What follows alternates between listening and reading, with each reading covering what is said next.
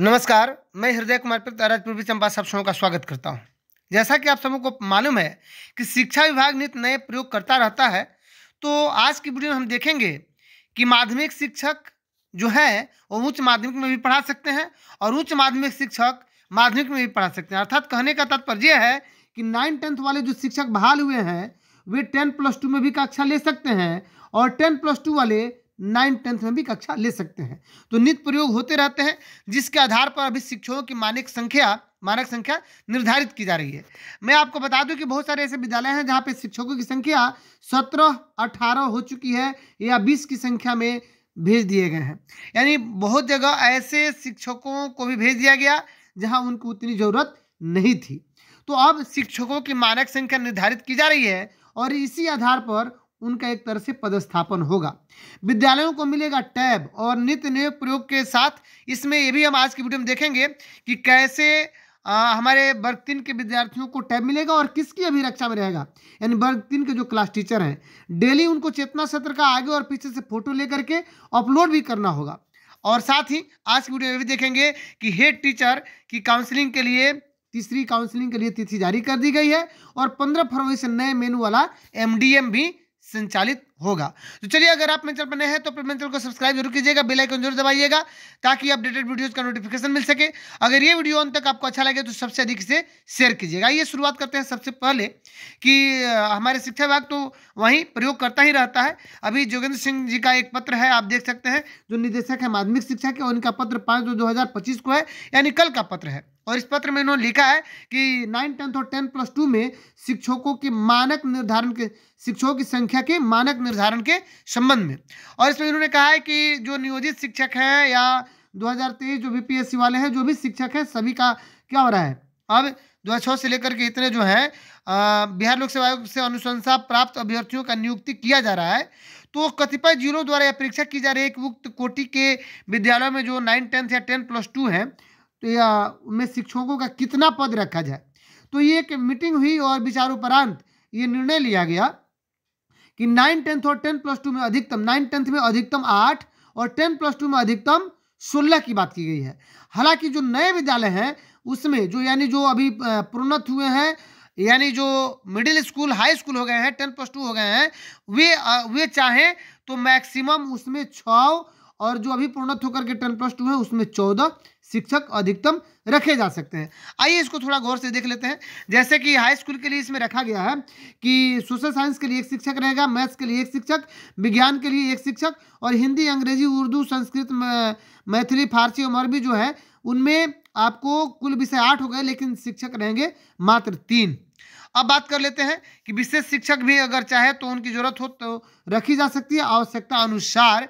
और सबसे इंपॉर्टेंट यहाँ पे आइए, संगीत का जो टीचर रहेंगे वह उनकी संख्या संगीत, ललित कला एवं नृत्य, यानी 3 विषय हो गया, लेकिन शिक्षक रहेंगे सिर्फ एक ही शिक्षक रहेंगे। यानी अगर संगीत का, ललित कला एवं नृत्य की जगह पर डांस टीचर भी बहाल हुए हैं, लेकिन शिक्षक हमारे एक ही रहेंगे। और मैं आपको बता दूं कि 9th-10th और 10+2 के लिए जहाँ पे दोनों एक ही में चलता है, 9th-10th और 10+2, तो वहाँ पे स्थिति की जा रही है कि एक ही टीचर हमारा 9th-10th भी देखेगा और 10+2 भी देखेगा।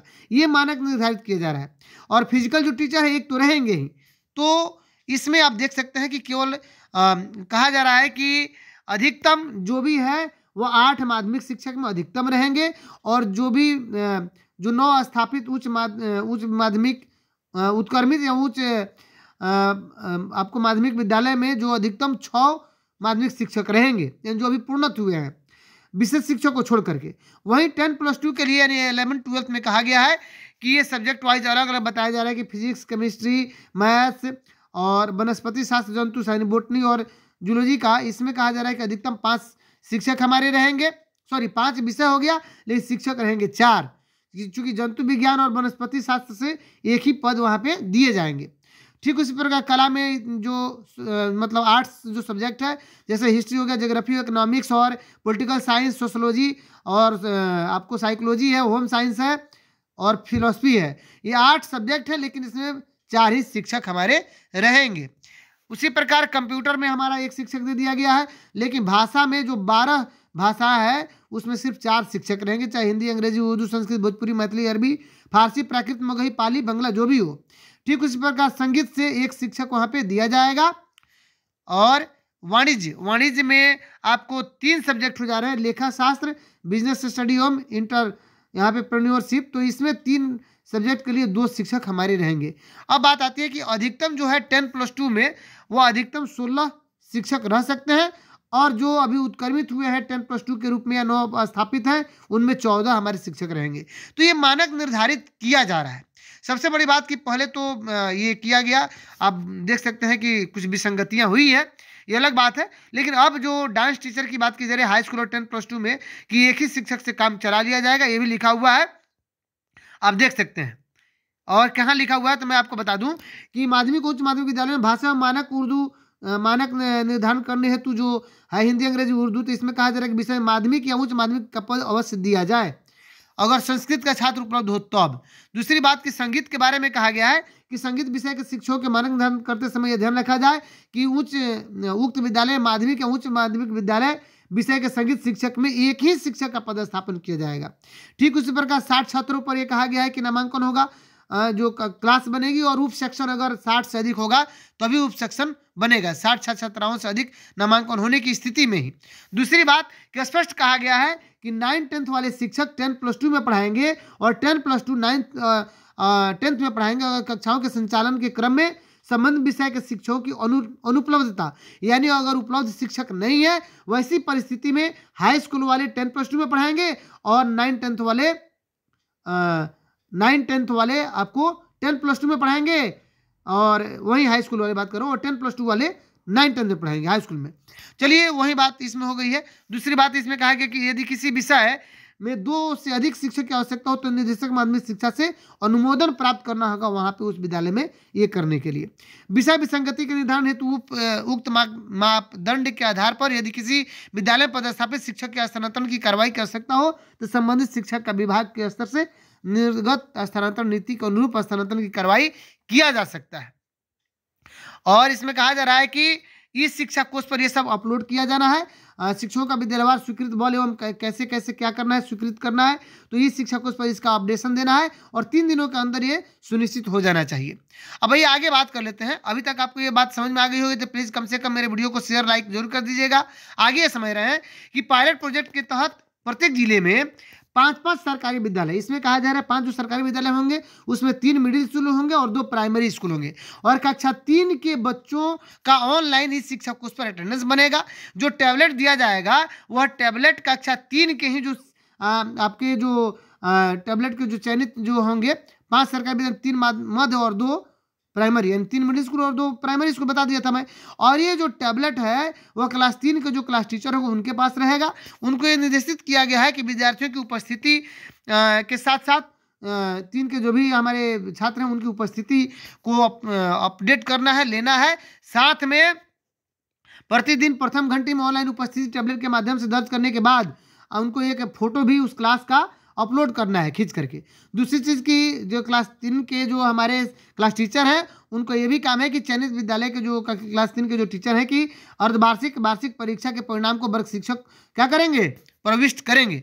साथ ही पाठ्यक्रम की पूर्णता की स्थिति भी वे बताएंगे उस टैब में कि उन्होंने कितने अपने क्लास के वो जिस सब्जेक्ट के जो टीचर हैं क्लास टीचर हैं उस सब्जेक्ट को उन्होंने कहाँ तक पढ़ाया है, और विषयवार पाठ्यक्रम पाठों का विवरण भी अद्यतन करेंगे। सिर्फ अपने ही नहीं बल्कि बाकी वर्ग 3 में जो टीचर पढ़ा रहे हैं उनके एक एक सब्जेक्ट का विषयवार क्या करेंगे, ये सब कुछ अपडेट करेंगे उसी शिक्षा कोष पर कि किस टीचर के द्वारा यानी किस विषय में कहाँ तक कोर्स को पूरा किया गया।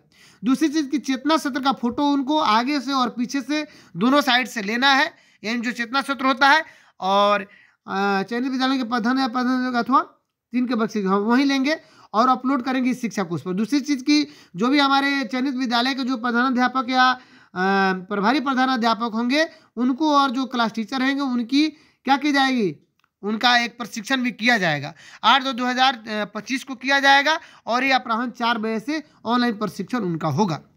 तो चलिए आगे बढ़ते हैं। एक और खबर है कि बिहार लोक सेवा आयोग द्वारा जो अनुसूचित प्रधान शिक्षक की जो 3य चरण की काउंसलिंग के लिए डेट निर्धारित किया गया है कि उनका जो काउंसलिंग है पुनः अब जो भी छूटे हुए बचे हुए जो है 10/2/2025 को कराएंगे।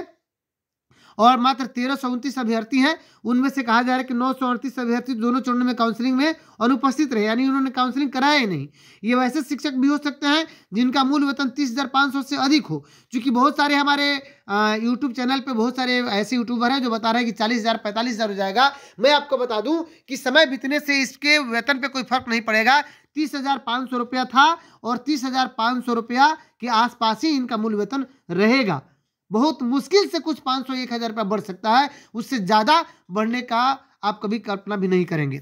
इसलिए कि चूंकि आप बड़े बड़े सपने दिखा करके और शिक्षकों के क्या कहते हैं भावनाओं को ठेस पहुंचाते हैं, अच्छी बात नहीं है। आगे बढ़ते हैं हम। एक 15 फरवरी से नए मेन्यू के अनुसार बच्चों को MDM दिया जाना है। तो जो एक MDM का आपने लिस्ट देखा होगा जिसमें बुधवार को खिचड़ी गायब है और उसको उसमें अन्य जो है सो व्यंजन परोसे जाएंगे। तो ये अच्छी बात है कि 15 फरवरी से नए मेनू के अनुसार भोजन दिया जाएगा। साथ ही ये आपने जो कल का एक पत्र देखा होगा जिसमें कि प्रमाण पत्र पर क्या करेंगे, सभी शिक्षक भी हस्ताक्षर करेंगे। हस्ताक्षर नहीं करते हैं तो अनुपस्थित माने जाएंगे, और अगर असहमत है हेडमास्टर के दिए गए रिपोर्ट पर तो नीचे असहमत वाले कॉलम में भी वे हस्ताक्षर कर सकते हैं नीचे और अपना टिप्पणी लिख सकते हैं। फर्जी उपस्थिति रोकने के लिए भोजन की गुणवत्ता चूंकि ये सुनिश्चित होगी, इसलिए यह सब पत्र जारी किया जा रहा है। मेरे अनुसार तो कम से कम MDM विद्यालयों से बंद कर देना चाहिए। और जिस प्रकार आप सबों को मालूम है कि कोरोना काल में बच्चों के खाते में पैसे गए और चावल गया, तो ये चावल का वितरण जो है सो विद्यालय स्तर पर न करा करके कोटा से जो डीलर है उसके अनुसार ये वितरण होना चाहिए। और ये जो संख्या है, भले ही हमारा विद्यालय उपस्थित उस डीलर को या जो कोटा को जो प्रत्येक बच्चे को लिखित रूप से दे, ताकि ये बच्चा इस माह में इतना दिन उपस्थित है और इसकी एक जो है सो हमारी मासिक जो रिपोर्ट जाती है उसी तरह रिपोर्ट दिया जाता। अगर कि उनको चावल दे दिया जाए और खाते में उनको पैसा आता तो बहुत बेहतरीन होता। किसी को निगरानी में नहीं लगाना पड़ता, चाहे टीचर हेडमास्टर की निगरानी करे, चाहे हेडमास्टर टीचर की निगरानी करे, या एक एक के ऊपर जो है सो इतनी निगरानियां रहे नीचे से ऊपर तक MDM को लेकर के। और बाकी आप विभाग का मैटर तो समझते ही हैं कि कहाँ कहाँ चूंकि MDM का जो बिल जाता है तो क्या क्या होता है, आप लोग इससे अवगत है ही। तो चलिए, अगर वीडियो आपको अंत तक अच्छा लगा तो सबसे अधिक इसे शेयर कीजिएगा। अगर आप मेरे चैनल पर नए हैं तो अपने चैनल को सब्सक्राइब जरूर कीजिएगा। मिलते हैं नेक्स्ट वीडियो में, तब तक के लिए थैंक यू।